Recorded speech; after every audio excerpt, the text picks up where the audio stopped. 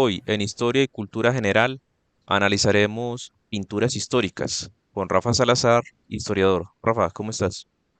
¿Qué más? ¿Bien o qué? Muy bien, Rafa. Empecemos de una vez.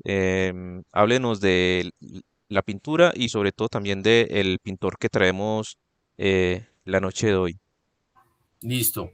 La pintura que estamos viendo se llama El 2 de mayo de 1808 en Madrid, así pues el nombre como oficial, y es una pintura de Goya, de Francisco de Goya, pintor español, como difícil, para mí difícil como de catalogar, se considera romántico, pero yo creo que algunos autores también lo consideran como outsider a cierto punto de los estilos. Para ese momento habían dos estilos como hegemónicos, que era el neoclásico y el romanticismo, que es a finales del 18, principios del 19. Y él, pues, digamos que tiene unas pinturas que se salen un poquito de eso. También se puede, en muchas se le ve como el costumbrismo, que el costumbrismo ya es más posterior, pero también cabrían ahí. Bueno, en la pintura como tal, que muestran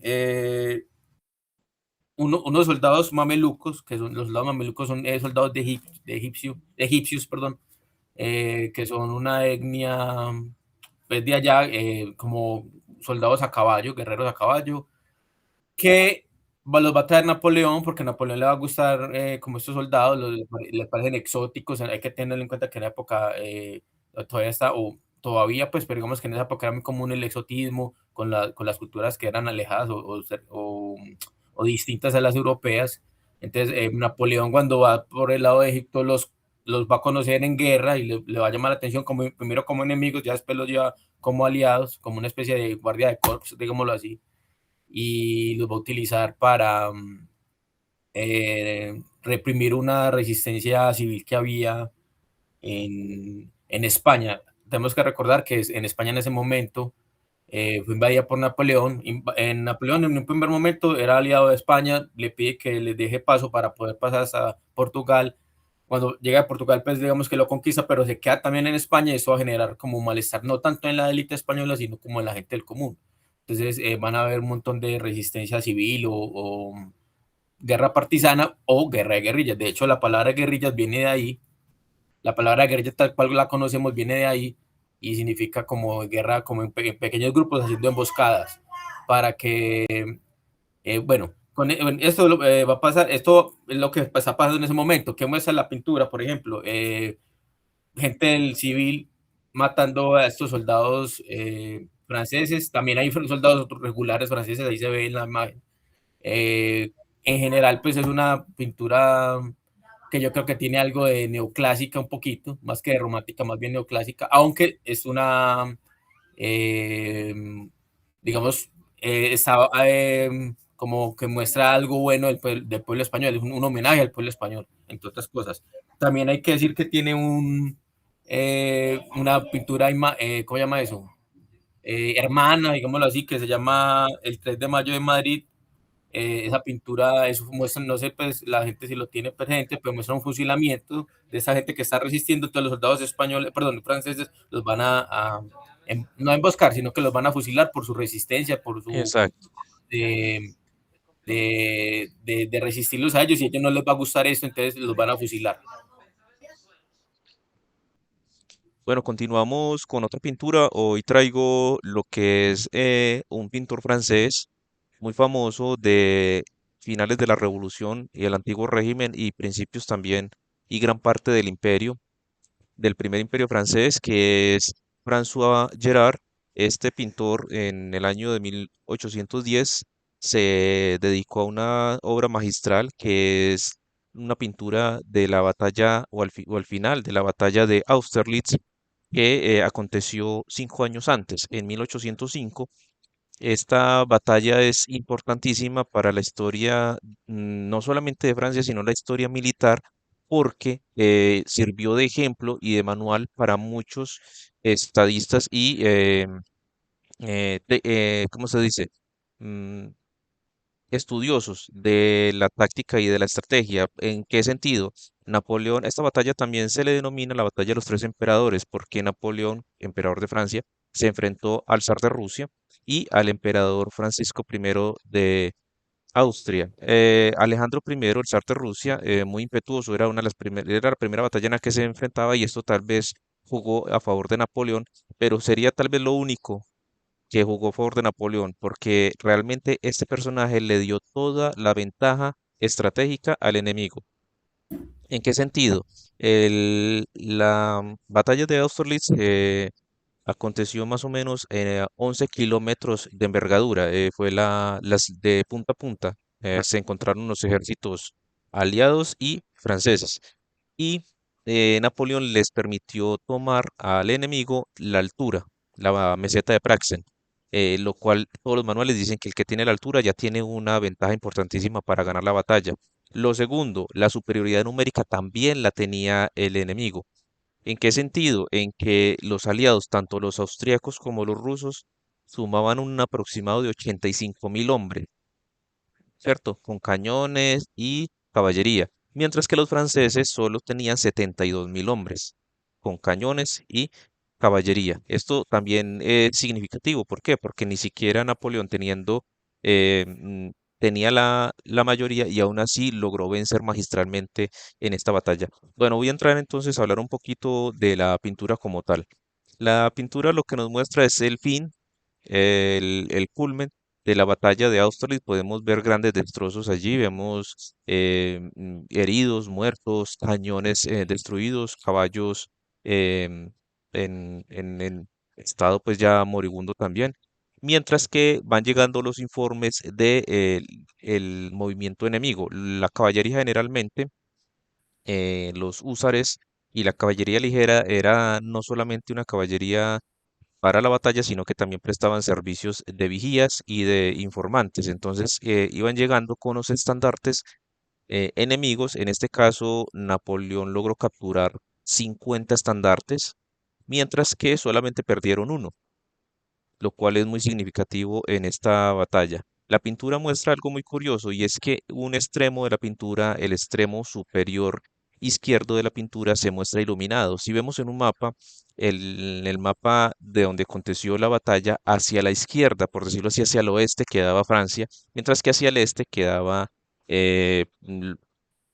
Rusia y parte de Austria, aunque esta batalla se libró en Austria. Entonces es muy significativo cómo este personaje pone la luz viniendo desde ese lugar, cuando sabemos que esa batalla ocurrió en la mañana del 2 de diciembre. Para cuando la batalla terminó ya era el atardecer, por lo que nos muestra que el pintor también tenía una digamos, un gran sentido del tiempo, eh, en el cual estaba situando la pintura. Al parecer, quiso plasmarla en lo que sería la meseta de Praxen, la que luego Napoleón tomaría con sus tropas y la cual hacía unas horas el enemigo poseía. Entonces, esta es la pintura que traigo el día de hoy. Eh, espero la disfruten, les haya gustado y Rafa tiene algo que decir. Que no sé si es como la misma pintura que estoy viendo acá, pero ahí hay como un mameluco también, ¿no? Al Sí, lado izquierdo. de hecho, el mameluco que está en la parte superior derecha hace parte de la guardia imperial. También podemos ver más cercanos todavía a Napoleón, unos generales que no logro identificar quiénes son realmente, seguramente de la guardia.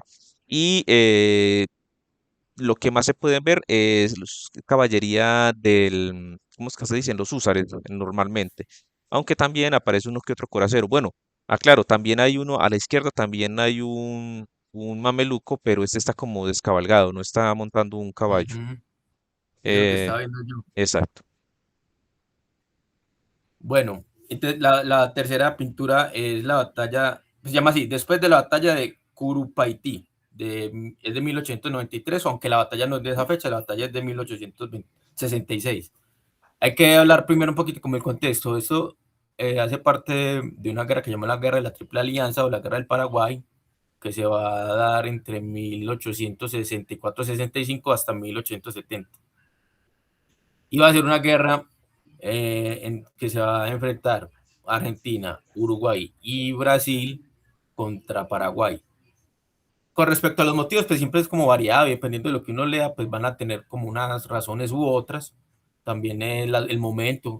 Yo he leído mucho porque me ha gustado este tema de esta guerra y dicen que pues, en un momento le metían la culpa mucho a Brasil en la historiografía, después le metieron mucho la culpa a Argentina, después le metieron la culpa es que a Inglaterra, que puede tener culpa, no lo digo, no digo que no, pero digamos que para mí no tendría tanto la culpa como los intereses geopolíticos de las tres potencias aquí, como enfrentan, que sacando a Uruguay. Sería Brasil, quería expansión, la hizo a costillas de Paraguay. Argentina tenía como una especie de rivalidad o de ¿cómo decirlo? Como de casi, pelea casada contra su vieja provincia que era Uruguay, Paraguay, también ganó pues territorios y Paraguay tenía totalmente como elementos o factores geopolíticos que lo enfrentan y era la salida del mar. Al fin y al cabo Paraguay no tiene mar y tiene que salir por creo que es el río Paraná y el río de la Plata, pero no me acuerdo, o son los dos ríos o un río, bueno, en todo caso tiene que pasar por ahí y en el caso de Uruguay, pues fue más como le tocó más bien meterse porque las potencias regionales lo incitaron pues a ello. En un primer momento, el presidente que llamaba Solano López va a tener buena relación con el gobierno de Uruguay, entonces no va a tener problemas, pero cuando cambia de gobierno a uno de corriente más bien conservadora, que era aliado de Brasil y de Argentina, le van a hacer la encerrona, digamos la gente, a él no le va a gustar, como Paraguay hasta donde llevaba se podía considerar una potencia regional, había tenido algunos desarrollos tecnológicos importantes, como decir, lo que era el tren y el hierro, pues el hecho de hacer hierro, el mismo, las propias armas sin necesidad de otros cañones y todo eso los hacían ellos mismos, pues era digamos que a cierto punto una potencia militar y se enfrentó pues, se van a enfrentar pues por muchas razones, como digo, a esta triple alianza, al final va a perder, pero son 5 años de guerra muy duradera, una resistencia muy valiente de los paraguayos. Entonces, ¿qué muestra esta pintura? Que hay que decirlo, es de Cándido López, un pintor muy interesante porque es un pintor poco conocido en Argentina en su momento, ya no tanto, ahora actualmente es muy conocido, pero creo que se reconoció, se volvió a conocer, o cómo decirlo, se redescubrió ya en los 80 del siglo pasado, o sea, en 1980, porque había sido como poco estudiado y su obra se guardó en un museo y nunca más se volvió a, como a mirar. Entonces, este señor va a estar en la guerra, que eso me parece interesante, que a diferencia, por ejemplo, de las dos pinturas anteriores, Goya de pronto pudo haber visto algo de lo que vio en Madrid cuando pasó lo de los mamelucos, pudo haberlo visto, pudo. El que vos mencionaste, Gerard, no creo que lo haya visto. Y en el caso de Cándido López, sí, porque el Cándido López era soldado, lo van a escribir pues como soldado, digamos que está pagando servicio, como era una persona culta, él lo ponen de una O como sea que él sargento, o sea, participó en las batallas que él él, mismo pintó. él participó en varias batallas, pero otra participó por un año en servicio militar, digámoslo así, obligatorio pues en Argentina, pero el bando argentino. Como Ujú. él era pintor, pues tampoco era pues un pintor pues así de academia y eso, sino que tenemos que tenía nociones, había tenido, recibido algunas clases, él va a bocetear, eso y también es interesante, va a bocetear las dos batallas porque obviamente en medio de la batalla no va a poder pintar, No, pues no, no. bocetea las batallas y muchas veces, y yo creo que alguna vez lo mencioné, pues en conversaciones con vos alguna vez, él va, lo que me parece muy interesante, no de esta pintura, sino en general la obra de él, es que en muchos cuadros no solo muestra batallas, sino que muestra gente del común, o sea, el soldado en su quehacer diario. Entonces, por ejemplo, hay una pintura donde están los soldados bañándose, que me parece interesante, o haciendo como una especie de sancocho, me imagino que es como una especie de sancocho, caldo, lo que sea, pues que una olla grande en un fogón pues, de leña, ellos esperando como su ración. Entonces, ese tipo de cosas es bacano. También muestran hay una que se llama es que el primer soldado muerto, que es como haciendo una especie de ritual funerario, pues en una capillita pequeña así improvisada. Bueno, de ese tipo de cosas que son más de la vida cotidiana, él los va a mostrar. Entonces, bacano eso que va más allá de la batalla. Otro elemento interesante y como se puede ver ahí en esta pintura, es el hecho de que sean chiquiticos los muñequitos, pues que los humanos sean chiquiticos, no tanto guiándose por el canon académico que tenía Gerard, por ejemplo, que tenía el propio Goya. Recuerden las imágenes que eran súper grandes, pues en comparación, son casi primeros planos pues, de los personajes. Exacto. Ajá. En cambio, aquí son planos paisajes, él lo está viendo desde lejos, como si fuera una persona que estuviera viendo encima de una montaña pues a varios metros de De hecho, la distancia. pintura es muy panorámica, se logra Sí, ver una distancia enorme. total, total. Pero entonces me parece bacano, me parece bacano, gracioso, interesante. y yo creo que también te lo he dicho, que me parece mucho a los videojuegos, pues a los videojuegos de estrategia, que son Sí, muñequitos más chiquitos, porque uno maneja un batallón, bueno, varios soldados, no un solo soldado, sino varios, entonces se parece mucho. Viendo más profundamente, vamos a lo que uno ve ahí, uno ve que en este caso es después de la batalla. Esta batalla la va a ganar Paraguay, porque Paraguay está a la defensiva, también creo que lo hemos hablado alguna vez por el canal, a la defensiva, digamos que se desgasta menos, el que ataca se desgasta más.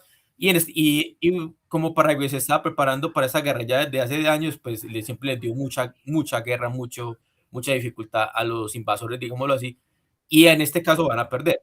Entonces es como una especie de fortaleza ahí son cuatro, esta serie, pues son como 34 cuadros de Cándido sobre esta guerra, pero esta serie, específicamente esta batalla, son cuatro cuadros que muestran tres ofensivas desde diferentes perspectivas y ya al final de la batalla, cuando ganan los paraguayos, que aquí muestran a los soldados paraguayos haciendo un montón de cositas que son muy comunes en la guerra. Por ejemplo, despojar al muerto, sea del otro bando especialmente, de sus posesiones, una especie de rapiña o de saqueo o pillaje, es muy común en la guerra.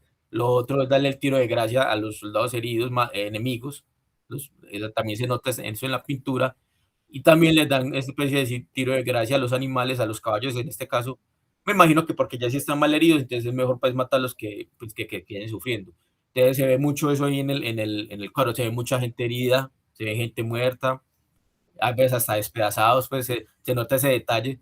Gente desnuda, pero ya es porque han sufrido el raponazo, digámoslo así.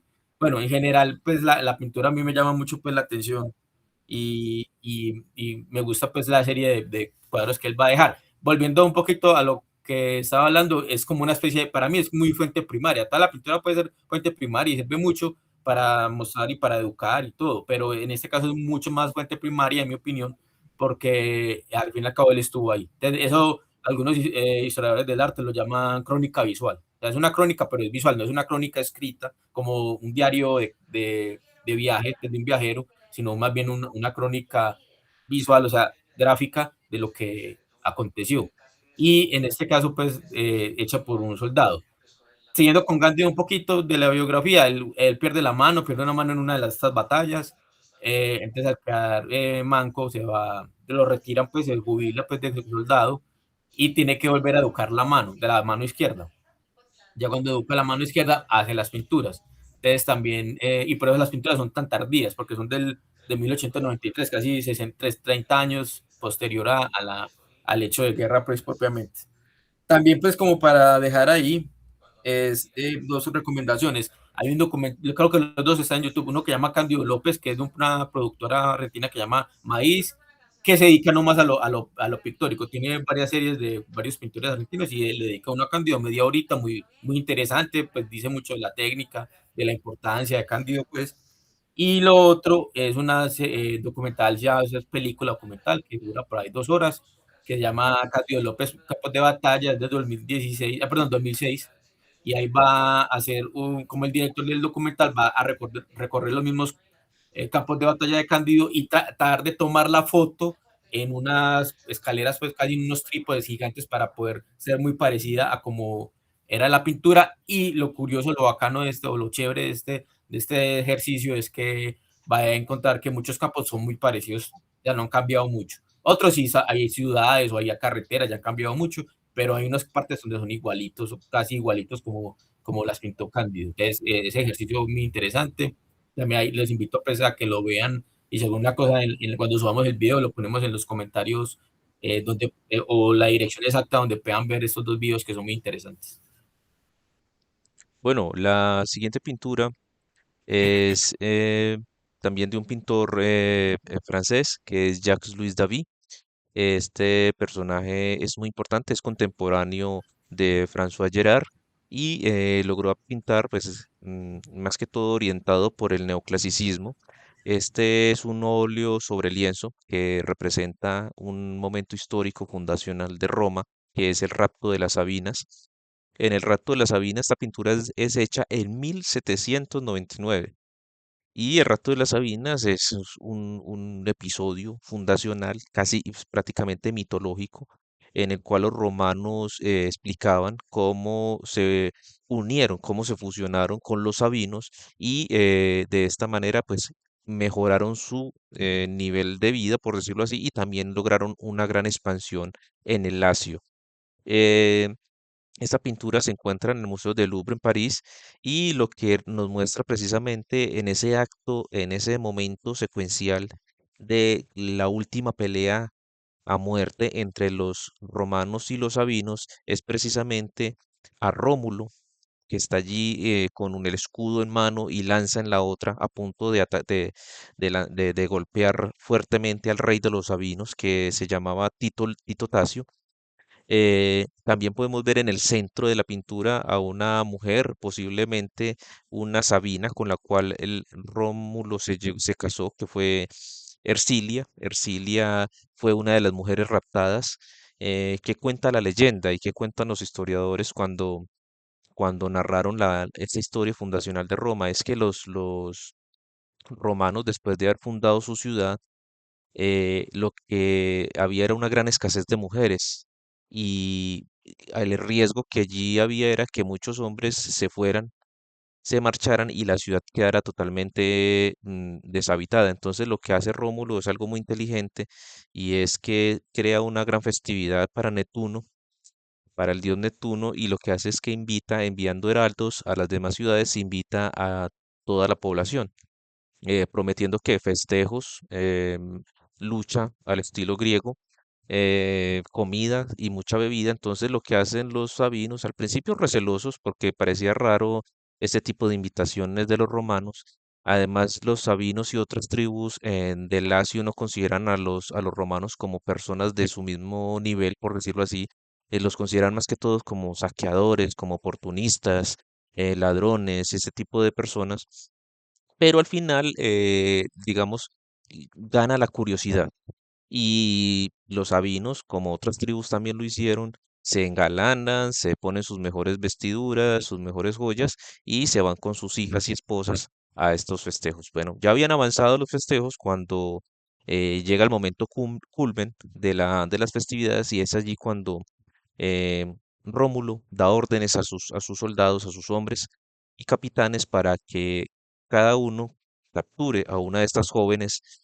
Principalmente se enfocaron en las hijas, en las mujeres más jóvenes, pero que no fueran niñas menores ni tampoco matronas, ¿cierto? Recordemos que el personaje de la matrona es muy importante en las culturas y sobre todo en la romana. Entonces, esta era como la única prohibición. Los sabinos, totalmente desprevenidos, estaban desarmados, se fueron a los golpes contra los romanos, pero no fue mucho lo que pudieron hacer. Los romanos se refugiaron en la parte de la Acrópolis, en la parte alta de Roma, en una de las siete colinas capitolinas, y lo que hicieron entonces los sabinos fue que se regresaron muy humillados y sumamente enojados a preparar su venganza a sus ciudades, y esto al parecer tomó tiempo. Los sabinos escribieron y enviaron mensajes a otras tribus para que les ayudaran. Fueron bien recibidos porque esto es considerado un acto de traición por parte de los romanos, quienes invitan y después de que han invitado a sus vecinos, les juegan una traición en medio de esta invitación, de este agasajo. Entonces, al parecer, este tipo de lucha entre romanos y sabinos duró mucho tiempo porque cuenta la historia y también se ve en la pintura de que muchas de estas mujeres se habían incluso casado con los romanos, se habían dado cuenta que no valía la pena esperar a que vinieran sus familiares por ellas, sino que pues que los romanos tampoco eran tan malos, porque las agasajaban, les daban regalos, las trataban bien, pero les dejaron en claro que no las iban a liberar. Entonces, se terminaron casando con los romanos, al parecer tuvieron hijos, porque cuando ya vinieron las luchas con los sabinos, ya muchas de ellas ya tenían hijos, y lo que nos muestra la pintura eh, en su momento más importante es que las sabinas salen a detener la pelea porque dicen una frase muy importante y es que si ganan los romanos, ellas se quedan sin padres y sin hermanos, y si ganan los sabinos, ellas se quedan sin esposos e hijos. Entonces, lo que pasa allí es que la lucha termina en un diálogo entre Rómulo y Tito Tasio, en la cual acuerdan tener una monarquía dual, ¿cierto? Una monarquía dual en la cual Tito Tasio gobierne en sí a los sabinos, mientras que Rómulo a los romanos, pero en una conjunción. Eh, Más adelante moriría pues en una batalla contra otras tribus, Tito Tasio, y Rómulo quedaría gobernando en absoluto. Ya para entonces los sabinos se consideraban también romanos, y entonces aquí lo que vemos es dos tribus cómo se unen y cómo aumentan, digamos así, sus efectivos en el campo de batalla. Esto ya significa la expansión de Roma en lo que sería la monarquía, su primera etapa fundacional, ¿cierto? Mucho antes de la República y por supuesto del Imperio. Entonces, volviendo al pintor, a Jacques-Louis David, es un personaje muy importante porque se dedica no solamente al neoclasicismo, a este tipo de pintura, sino que hace muchas más y también todas orientadas a historias de la época clásica, no solamente de Roma, sino también de Grecia. Podemos ver con él pinturas como por ejemplo las de la batalla de las Termópilas y otras. Entonces, esa es la pintura que les traigo también y el artista en en esta entrega de Historia y Cultura General. Rafa, ¿algo que decir?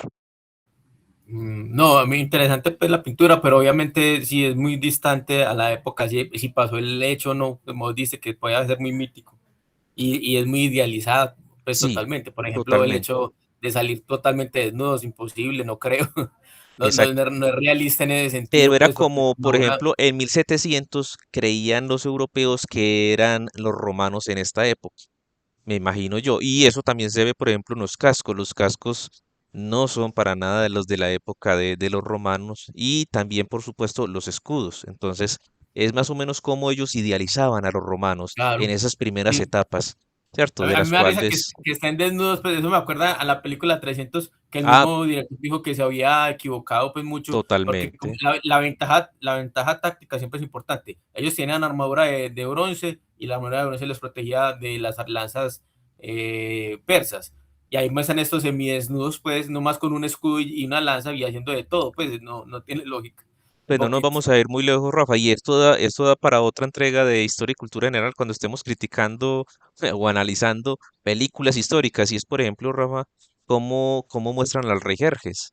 ¿Cómo es posible que Ah, el rey Jerjes, el hombre más rico del mundo en su época, con las mejores vestimentas de seda posible y que se cubrían de pies a cabezas, porque así es la cultura persa, hoy está muy de moda por lo que estamos viendo en este conflicto, pero ¿cómo es posible que este hombre tan rico salga semidesnudo con un montón, no le faltó sino tatuajes, yo no le vi tatuajes, pero sí le vi un montón de no me piercings por todo acuerdo. el cuerpo y unos calzoncillos de oro, parecía un luchador de estos de lucha libre, de la WWE, ¿sí o no? A mí me Sí, impresionó sí. mucho eso, yo dije, No, no, es imposible que ese hiper sea Jerjes. gigante, pues, como uno, casi de 3 metros, pues. Un man Exacto. como de 3 metros. Entonces, si Darío existió, sí era muy distinto, porque No, totalmente lo han distinto. representado y es una gente totalmente barbada, pues. Es muy Exacto. importante la barba para ellos. No, O y, el una, hecho de y, tener y sus, no como cualquier barba, sus. era una barba que ellos mismos se peinaban y se decoraban. Ese Y era, lo mismo el pelo también exacto, tiene su como largo y con sus decoraciones y todo, muy distinto, exacto, pues. A la película totalmente. a mí Trenton me gusta, pero obviamente dista mucho de la Es que realidad, pues. es una Y obra la realidad visual, histórica. pero en realidad histórica es muy difícil encontrar una película que haga honor a Ujú. la historia como es. Bueno, invitar entonces a todos nuestros suscriptores a que nos sigan, a que compartan y por supuesto a que comenten. Y Eh, que propongan de pronto tema, si pudieran ver una película, ¿cuál sería un análisis? Pues no verla, pero digamos y que sea histórico, obviamente, que exacto, resista un análisis de pronto. perfecto. Muchísimas gracias entonces y nos estaremos viendo en otra entrega de Historia y Cultura General, analizando pinturas históricas con Rafa Salazar. Muchas gracias, Rafa, y hasta la próxima entrega. Hasta luego.